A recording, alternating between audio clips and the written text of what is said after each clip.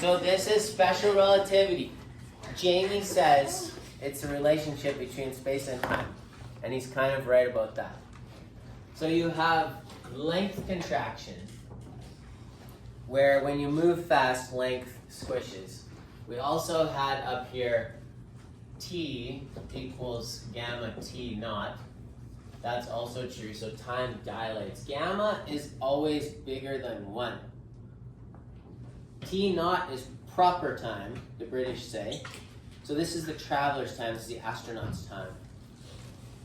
And the astronaut's time is going to be times by something bigger than 1. And so the time that ticks at home while the astronaut's gone is bigger. Length is the opposite. Length contracts. So while you're traveling, your length squishes. So this is the length for the person traveling. This would be the length at home. And they're multiplied by gamma. Now gamma depends on the speed you're traveling at. This is gamma. So 1 over the square root of 1 minus v squared over c squared. This could be like 0.6 c. So 0.6 is the speed of light.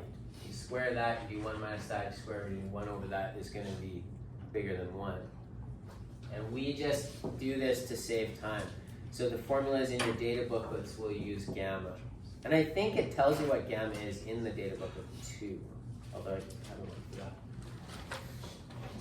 So you can do a bunch of problems with that and send someone off to space for different times. And you can find out the gammas for different speeds. If you're going really, really fast, like really close to the speed of light, it shoots up. So 0.99999 is 223 times the time you left. So if you go for 1 year, you're going to come back and 223 years will have passed. If you go half the speed of light, it's only 1.15. This is not even really relativistic speed. IB says relativistic speeds start at 0.86 c. I think it's because 86% is an A. You will remember that. If you're going 1,000 kilometers an hour, it's almost exactly 1. It's barely any change at all. Okay.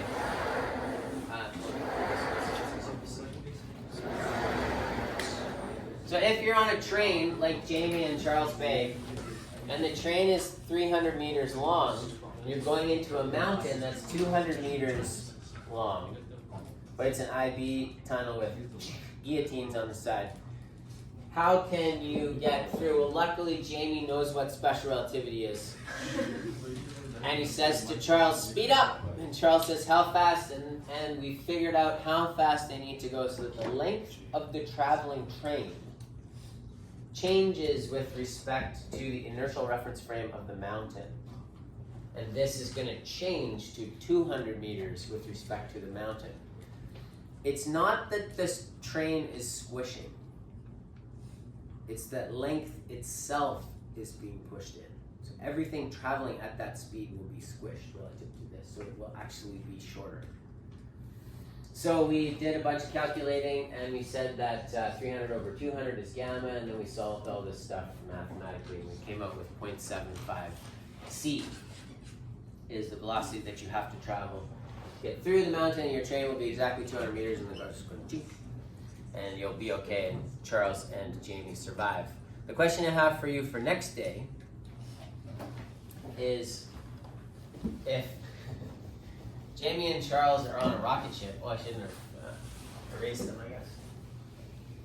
So you're on a rocket ship, and it's